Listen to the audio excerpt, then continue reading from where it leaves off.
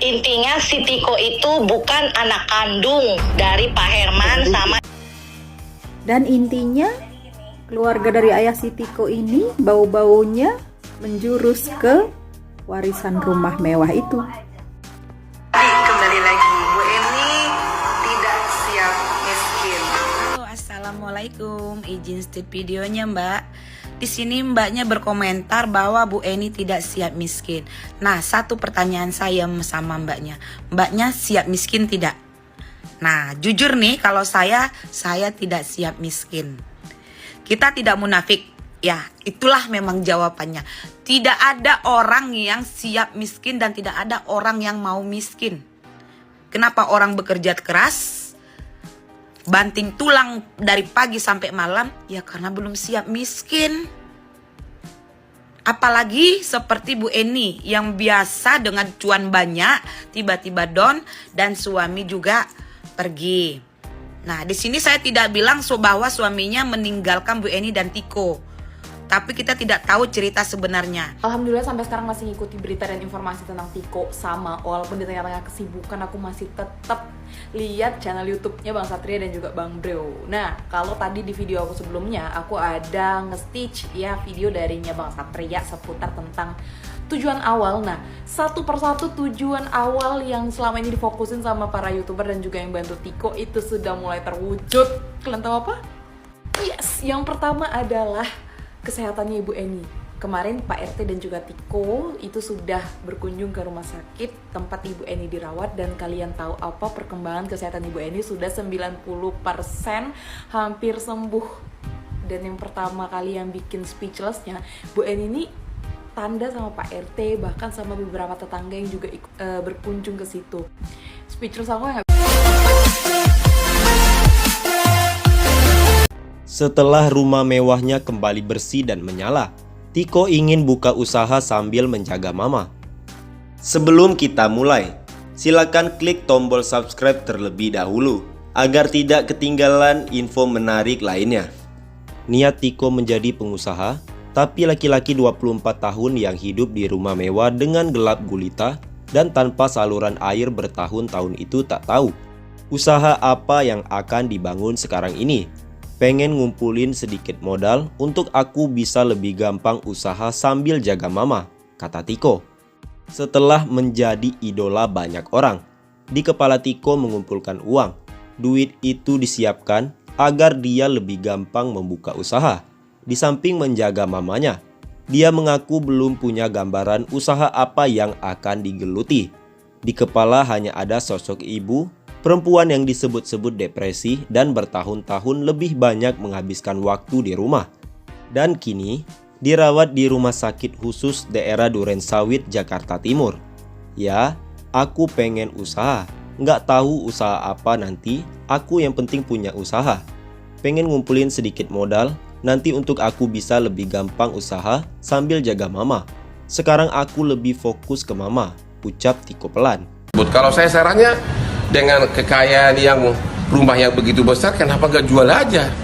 Dipakai, dibeli rumah yang lebih kecil dan sisanya dipakai untuk kebahagiaan ibunya, untuk hidup biaya hidup sehari-hari. Saya kira nggak terlalu serius saya lihat. Kalau gue punya prinsip, bukan prinsip ya, punya pandangan, pokoknya lebih suka usaha sendiri daripada kerja sama orang. Oh, cakep banget kayak gitu. Tapi ada rencana gak dulu kayak punya mimpi, ya kira-kira gue pengen buka usaha ini, mudah-mudahan nanti suatu hari dapat kesempatan. Ya, ada gak sih kayak kalau gitu? dulu kan pas kecil mah kan gak ngerti apa-apa, pengen kerja kantoran aja. Tapi sekarang tuh lebih mikir kayak enak buka usaha gitu kan.